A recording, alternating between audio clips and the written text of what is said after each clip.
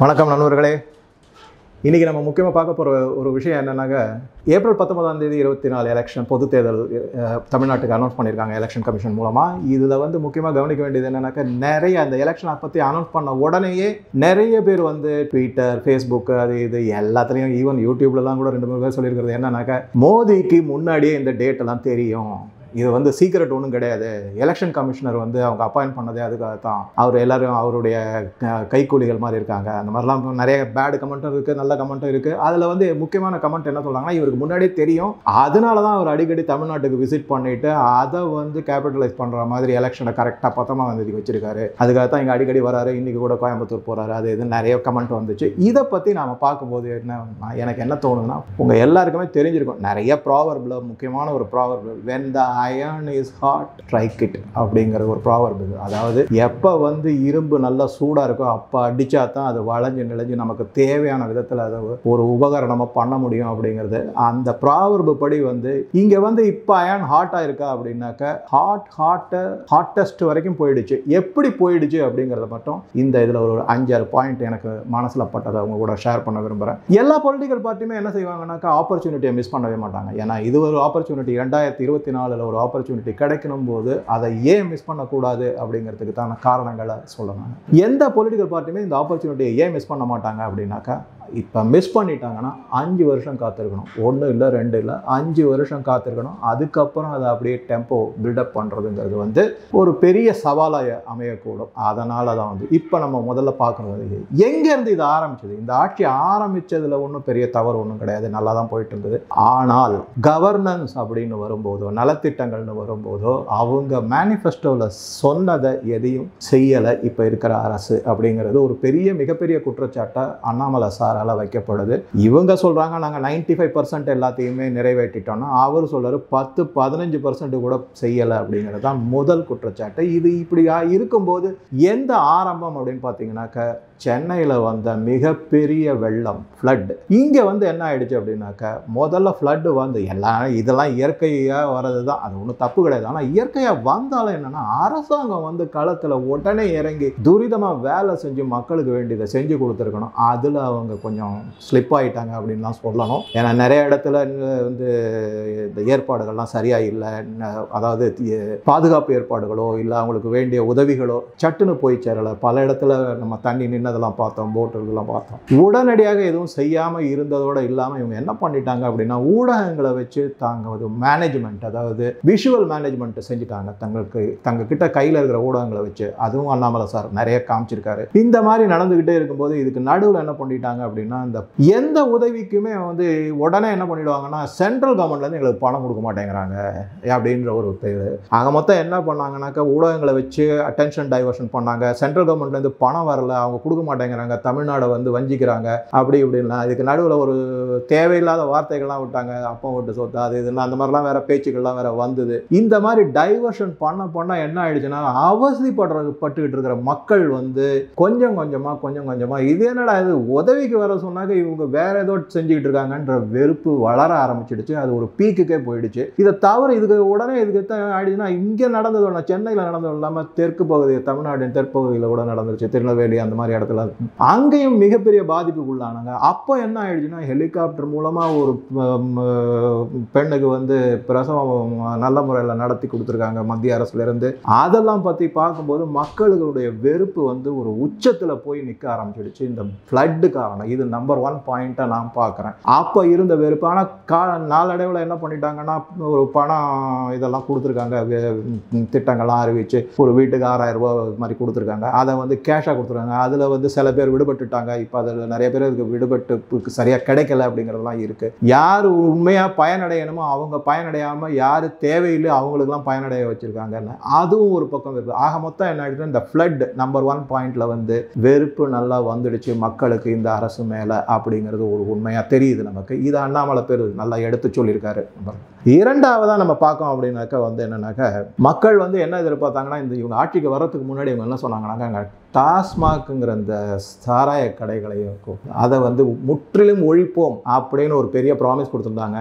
அதில் அவங்க கொஞ்சம் கூட ஒரு ஸ்டெப்பு கூட எடுக்கலை. அதுக்கு பதிலாக வந்து ஒரு அன்அஃபிஷியலாக 10 ரூபா ஒரு பாட்டிலுக்கு வாங்குறது, இந்த மாதிரி சில குற்றச்சாட்டுகள்லாம் வந்தது. அதையும் அவங்க சரியாக எடுத்து செய்யலை. என்னை பொறுத்த வரைக்கும் இந்த அரசு மட்டும் ஏதோ அங்கொன்னும் இங்கொன்னும் ஒரு 5%லேருந்து 10% கடைகளில் மூடி இருந்தால் கூட மக்கள் அதை பெரிது அளவில் வரவேற்றிருப்பாங்க. அதை விட்டுட்டு இவங்க மூடவே இல்லை, அதுக்கு பதிலாக ஏதாவது அதை பற்றி கேள்வி கேட்டால் அதுக்கு பதில் சொல்லாமல் வேற மாதிரி டைவர்ட் பண்ணி ஒன்று திட்டுறது வைகிறது இந்த மாதிரி செஞ்சு என்ன பண்ணிட்டாங்கன்னா அதுலேயும் வெறுப்பை சம்பாதிச்சிட்டாங்க. அப்படி வெறுப்பை சம்பாதிக்கும் போது என்ன ஆயிடுச்சுனாக்க குறிப்பாக பெண்கள் மத்தியில் இது வந்து ரொம்ப வெறுப்பு வந்துருச்சு. ஏன்னா அவங்களுடைய குடும்பத்தை பல விதத்தில் அவங்க பாதிக்கப்படுது. பணத்தட்டுப்பாடு வருது, பணத்தை விரயம் ஆகுது, குடிச்சிட்டு வந்து தகராறு பண்ணுவாங்க, இந்த மாதிரி செலவில் அவமானப்படுறாங்க. இதெல்லாம் பார்த்து பெண்கள் மத்தியில் ஒரு மிகப்பெரிய ஒரு அதிருப்தி ஏற்பட்டு அது வெறுப்பாக ஆக ஆரம்பிச்சது. ஆக மொத்தம் ரெண்டாவது வெறுப்பு பாயிண்ட் அப்படின்னு பார்த்தோம்னாக்க இந்த டாஸ்மார்க் விஷயத்தை சரியாக எடுத்து செய்யலை, அதை பற்றி இது நிவாரணம் எதுவும் செய்யலை. மூன்றாவது பாயிண்ட்டாக என்ன பார்க்குறோம் அப்படின்னா எப்போ வந்து இந்த குடி அதாவது இந்த டாஸ்மார்க்கே ஒரு பெரிய விஷயமா இருந்துக்கிட்டு வந்ததோ மூன்றாவது பாயிண்ட்டாக என்னாச்சுன்னா திடீர்னு தமிழ்நாட்டில் வந்து இந்த ட்ரக் அது பல காலமாக இருக்குது. நான் முன்னாடியே என்னுடைய ட்ரக் பற்றிய வீடியோவில் நான் சொல்லியிருக்கேன். இது வந்து இன்னைக்கு நேற்றுக்கு இருக்கிறது இல்லை, 20 வருஷம் 25 வருஷம் 50 வருஷமாக இருக்குது. இது வந்து இந்தியாவில் வந்து ஓபிஎம் கல்டிவேஷன் வந்து ரொம்ப பெரும்பாலும் ஆங்கிலேயர் காலத்துலேருந்தே இது கிளாண்டஸ்டைன் ட்ரேடுன்னு வாங்க அது பண்ணிக்கிட்டு தான் இருக்காங்க. தமிழ்நாட்டில் அது என்ன ஆயிடுச்சு அப்படின்னாக்க மிக அதிக அளவில் எந்த சாதாரண வில்லேஜ் லெவலில் கூட கிடையாது, கிராமத்து லெவலில் கூட ஸ்டூடெண்ட்டுக்கு எஸ்பெஷலி கிடைக்கக்கூடிய லெவலில் வரும்போது அதை பிடிக்க எக்கச்சக்கமாக அதை பற்றி ஆல்மோஸ்ட் கடந்த ஒரு 10-20 நாளில் பார்த்தீங்கன்னாக்கா ஆல்மோஸ்ட் எவ்ரி ஆல்டர்னேட் டே எங்கேயாவது ஒரு 100 கோடி 200 கோடி 500 கோடி முதல்ல பெரிய லெவலில் பிடிச்சது டெல்லியில் 2000 கோடிக்கு 3500 கிலோ பிடிச்சாங்க. மெத்து அது இதெல்லாம் சொல்லி வந்திருக்காங்க, சூடோ எபத்தட்டின் மெத்து இதெல்லாம். அதில் வந்து பார்த்தீங்கன்னாக்கா வந்து மக்கள் வந்து ஏன்னா இது குடிபோதையில் கூட நிறுத்திடுவாங்கன்னு பார்த்தா இங்கே போதை மருந்துக்கு வந்துட்டாங்க. அந்த அளவுக்கா அப்படிங்கிற லெவலில் மக்கள் ஒரு மாதிரி மிகப்பெரிய ஷாக் ஆகியது. இன்னும் வெறுப்பு கூடத்தான் செஞ்சது. இதனால் வந்து ஜாஸ்தியாச்சு அப்படின்னு பார்த்தோம்னாக்க அந்த போதை மருந்து கடத்தல், போதை மருந்து டீலிங் இதில் இருக்கிறவங்க எல்லாம் வந்து ஆளும் கட்சியோட ரொம்ப நெருக்கமாக இருந்திருக்கிறதா பல செய்தி ஊடகங்களில் மீடியாக்களில் வந்திருக்கு. இதெல்லாம் மக்கள் பார்க்குறாங்க, கண்கூட பார்க்குறாங்க. அதில் எந்த அளவுக்கு உண்மை இருக்குங்கிறத வந்து இனிமே தான் எஸ்டாப்ளிஷ் பண்ணணும் கோர்ட்டு மூலமாக அப்படின்னு இருந்தால் கூட மக்களுக்கு இதை தெரிய வரும்போது அதை அப்போ என்ன செஞ்சுருக்கலாம் அப்படின்னா இந்த அரசு வந்து ஏதாவது ஒரு நடவடிக்கை மாதிரி எடுத்து ஐயா எங்களுக்கு அதுக்கு சம்பந்தம் இல்லை, ஆமாம் நிறைய பேர் வராங்க, நாங்கள் ஃபோட்டோலாம் எடுக்கிறோம், அதெல்லாம் வந்து ஆனால் இதுக்கு எங்களுக்கு சம்பந்தம் இல்லைங்கிற மாதிரி ஏதாவது ஒரு சின்ன லெவல்லையாவது அறிக்கை கொடுப்பாங்கன்னா அவங்க மௌனமாகவே இருந்துட்டாங்க. அதை தவிர என்ன முக்கியமாக படுது அப்படின்னா அந்த யார் முக்கியமான ஆளும் அந்த ஜாபர் சாதிக்குன்றவர் வந்து திமுகவில் ஒரு பொறுப்பில் இருந்திருக்காரு. அது வேற, அது அயல்நாட்டு அயலகத்தை இது மக்களுடைய பிரதிநிதி மாதிரி ஒரு இதில் இருந்திருக்காரு. அவர் நிறைய போலி பாஸ்போர்ட் வச்சிருக்காங்கிறாரு, அவங்க எடுத்ததுக்கு படத்துக்கு ஃபைனான்ஸ் பண்ணியிருக்காங்கிறாரு. என்னென்னமோ நியூஸ் எல்லாம் நிறைய வந்ததுனால என்ன ஆயிடுச்சுன்னா மக்கள் வந்து அதை ஆளும் கட்சியையும் அந்த போதைப்பொருள் கடத்திய ஜாஃபர் சாதிக்கையும் பிரித்து பார்க்க முடியல அவங்களால. இது இருக்கத்தான் செய்யும் அப்படிங்கிற வந்து ஒரு சின்ன சந்தேகமாக இருந்தது வந்து வலுப்பெற்று இருக்கு இன்னைக்கு தேதியில்.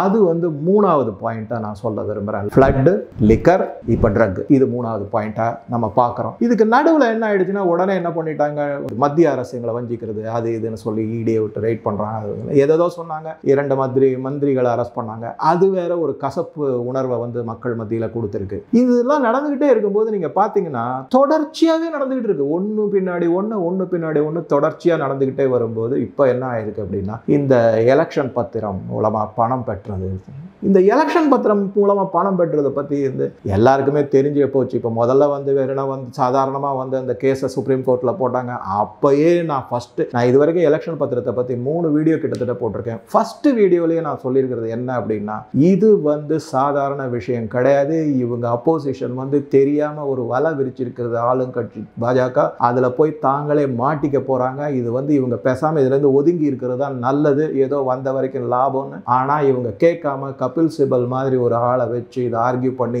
அப்பயே நான் சொன்னேன், இந்த டீட்டெயில்ஸ் எல்லாமே வந்ததுன்னா இது வந்து பாஜகவுக்கு அல்ல, மற்றவர்களுக்கு தான் இது ஆபத்தா முடியும்னு ரொம்ப ஆணித்தரமா நான் அப்ப சொன்னேன். ஏன்னா என்னுடைய கால்குலேஷன் என்ன அப்படின்னாக்க, பாஜக ஏதாவது ஒரு விஷயத்தை பத்தி செய்யறாங்கன்னா அவங்க எல்லாம் சாதாரணமா ஏதோ ஒரு மாசத்துக்கு முன்னாடி செய்வாங்க, எடுத்த உடனே செய்வாங்க, எடுத்தேன் கவிழ்த்தன்னு செய்ய மாட்டாங்க. இதெல்லாம் வந்து ஒரு 4-5 வருஷமா நல்லா ஆற போட்டு ஊற போட்டு நல்லா யோசிச்சு தான் எதுலையும் மாட்டிக்காம தான் லீகலி எதுலையும் இல்லாம இருக்கிறதுக்கான வழிமுறைகள் எல்லாம் பார்த்து தான் செய்வாங்க அப்படின்னு அந்த மாதிரி அவங்க போட்டதுதான். இது மற்ற கட்சிகள் வந்து அதை பத்தி கவலைப்படாம லீகலா என்ன பிரச்சனைகள் வரும்னு கொஞ்சம் யோசிக்காமையே செஞ்சிருப்பாங்க. இப்ப என்ன அப்படின்னா, தமிழ்நாட்டை பொறுத்த வரைக்கும் இந்த எலக்ட்ரல் பாண்டை பத்தி நீங்க பாத்தீங்கன்னாக்க மிகப்பெரிய அளவுல டொனேஷன் கொடுத்துருக்கிறது வந்து இந்த லாட்ரி மார்டின், அவர் பேர பல வழக்குகள் இருக்கு. ஒரு 7-8 மாசம் அவர் ஜெயில கூட இருந்துட்டு வந்திருக்காருலாம் நியூஸ் நான் படித்தேன். இப்பவும் நிறைய என்கொயரிஸ்லாம் நடந்துகிட்டு இருக்குன்றாங்க. அப்ப மக்கள் எப்படி பார்க்குறாங்கன்னா, அவருடைய மெயின் இது என்னன்னாக்கா, அவர் விற்காத லாட்ரி எல்லாம் ஆக்சுவலாக ஏஜென்ட்டுக்கு வந்து பிரைஸ் கிடையாது,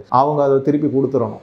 ஆனால் என்ன பண்ணியிருக்காங்க, இவர் விற்காத லாட்ரியெல்லாம் தானே வச்சுக்கிட்டு தன் குடும்பத்தில் அந்த பரிசு பணத்தை தான் எடுத்துக்கிட்டதா ஒரு குற்றச்சாட்டு இருக்கு. அதை தவிர வெளிமாநில north east state, Assam, Meghalaya, Manipur இந்த இடத்துலலாம் வேற போய் அதை டூப்ளிகேட் லாட்ரி டிக்கெட் வித்திருக்காருன்னு வருது. இந்த மாதிரி நிறைய குற்றச்சாட்டுகள் இருக்கு. அதெல்லாம் இன்னும் ப்ரூவ் ஆகலை இது வரைக்கும். அது ஒரு பக்கம் நடந்துட்டு இருக்கு. ஆனால் மக்கள் என்ன பண்றாங்க அப்படின்னா, டக்குன்னு உடனே எனக்கு இவங்க வந்து பாஜகவுக்கு தான் 6000 கோடி வந்துருச்சு, 6000 கோடி வந்துருச்சுன்னா அதுக்கப்புறம் பார்த்தாக்க அதில் வேற மாதிரி போயிடுச்சு. ஐயா, நாங்கள் 28 ஸ்டேட்ல கண்டெஸ்ட் பண்ணதுக்கு 6000 கோடி, நீங்க ஒரு ஸ்டேட்ல கண்டெஸ்ட் பண்ணதுக்கு 1300 கோடி வாங்கியிருக்கீங்க அப்படிங்கிற மாதிரி 1200 கோடி வாங்கியிருக்கீங்கன்னா, மம்தா பானர்ஜி ஒரே ஸ்டேட்டுக்கு 1500 கோடி வரைக்கும் அவங்களுக்கு வந்திருக்குன்றாங்க. இதெல்லாம் பார்க்கும்போது மக்களுக்கு ஓஹோ, இவங்க இதை தவிர வந்து இப்ப இருக்கிற ஆட்சியில் இருக்கிறவங்க வந்து எலெக்ஷன் போன அசம்பிளி எலெக்ஷன் முடிஞ்சதுக்கு அப்புறமும் அந்த எலக்ட்ரல் பாண்ட் வாங்கி அதை என்கரேஜ் பண்ணியிருக்காங்க அப்படிங்கிற நியூஸ் எல்லாம் வரும்போது மக்கள் உடனே என்ன நினைக்கிறாங்கன்னா, என்னடா இந்த அரசு வந்து நல்லது எதுவும் செய்யாம இருந்தாலும் பரவாயில்ல, தவறு மேல தவறு செஞ்சுக்கிட்டே இருக்காங்கன்றதான் இந்த மாதிரி. இது வந்து 4வது பாயிண்டா இந்த எலக்ட்ரல் பாண்ட் வந்து அவங்க வீட்டு வாசல்லே வந்து நிச்சு முழிச்சு பார்க்குற மாதிரி தான் இருக்கு இன்னைக்கு தேதி. இதை தவிர நீங்க என்ன பார்க்குறீங்க அப்படின்னா, அண்ணாமலை சார் வந்து ஒவ்வொரு இடத்துலையும் அவர் மீட்டிங் போடும் போதெல்லாம் மக்களை பார்த்து, போன வீடியோவில் வந்து மேடம் சொல்லியிருந்த மாதிரி என்ன சொல்றாங்க, ஐயா நீங்க வாங்க, உங்க பேர்ல எவ்வளவு லோன் இருக்கு தெரியுங்களா, 3 லட்சம் கோடி இருக்கு, உங்க பேர்ல 3 லட்சம் இருக்கு, உங்க பேர்ல 3 லட்சம் இருக்கு, தலைக்கு தலை 3 லட்சம் இருக்கு, 3 லட்சம் இருக்குன்னாக்க நம்ம பேர்ல 3 லட்சம் கடன் இருக்கிறதுக்கு இந்த அரசு என்ன செஞ்சிருக்காங்க அந்த கடனை வாங்கி அப்படின்னு மக்கள் நினைக்க ஆரம்பிச்சுட்டாங்க. அப்படி நினைக்கும் போது நீங்க பாத்தீங்கன்னாக்க என்ன ஆகுதுனாக்க, கம்பேரிசன் பண்ணும்போது இந்த பட்ஜெட்ல கொடுத்துருக்கிறத பத்தி பாத்தீங்கன்னா, போன அரசு அதாவது 3 வருஷத்துக்கு முன்னாடி விட்டுட்டு போன போது இருந்த 5 லட்சம் கோடி கடன் இன்னைக்கு 8 லட்சம் கோடியா மாறி இருக்கு. தலை மேல சுமை ஏறி இருக்கு. இது தவிர வந்து அவங்க இன்னும் சென்ட்ரல் கவர்மெண்ட் கிட்ட கடன் கொடுன்னு கேட்டுக்கிட்டே இருக்காங்க. நிர்மலா சீதாராமன் ஏதோ நாங்க வஞ்சிக்கப்பட்டோம் அப்படின்னு சொல்லிட்டு ஃபைனான்ஸ் மினிஸ்டர் கண்டபடி பேசுறாங்க. அவங்க கிளியர் கட்டா எல்லாத்துக்கும் விளக்கமா பதில் கொடுத்திருக்காங்க. அப்ப அவங்க சொன்ன முக்கியமான பாயிண்ட் என்னன்னா, எந்த அரசியல் கட்சியுமே கொஞ்சம் கூட பொறுப்பு இல்லாம என்ன மனசுல தோணுதோ இது இலவசம் அது இலவசம் அறிவிச்சிட்டீங்கன்னா உங்க பட்ஜெட்ல அதுக்கான இடம் இருக்கான்னு யோசிக்காம நீங்க செய்யறீங்க. இந்த மாதிரி செஞ்சுட்டு அதை நிறைவேற்றுறதுக்காக கடனை கேட்டீங்கன்னா எங்க போறது? ஏற்கனவே 8 லட்சம் கோடி கடன் இருக்கு. இது மிகப்பெரிய பாதிப்பை வந்து தமிழ்நாட்டு மக்களுக்கு தான் உண்டு பண்ணுமே தவிர அரசுல இருக்கிறவங்களுக்கு இது எந்த பாதிப்பும் இருக்காது அப்படின்லாம் அவங்க விளக்கமா சொல்லியிருக்காங்க. இது வந்து ஒரு 5வது பாயிண்டா மக்கள் மனசுல பதிஞ்சிடுச்சு அப்படின்னு தான் சொல்லணும். இதை தவிர என்ன அப்படின்னு பாத்தீங்கன்னாக்க, நீங்க வந்து இப்ப ஆட்சியில் இருக்கிறவங்களுடைய மந்திரிகளோ எம்எல்ஏக்களோ இல்ல பொறுப்பாளர்களோ என்ன பண்றாங்கன்னாக்க, முதல் முறையா ஈவன் முதலமைச்சரே கூட எடுத்துக்கலாம், கண்டபடி இந்து மதத்தை பத்தி ரொம்ப இழிவா பேசுறாங்க, கேவலமா பேசுறாங்க, அந்த மாதிரி பேசுறாங்க.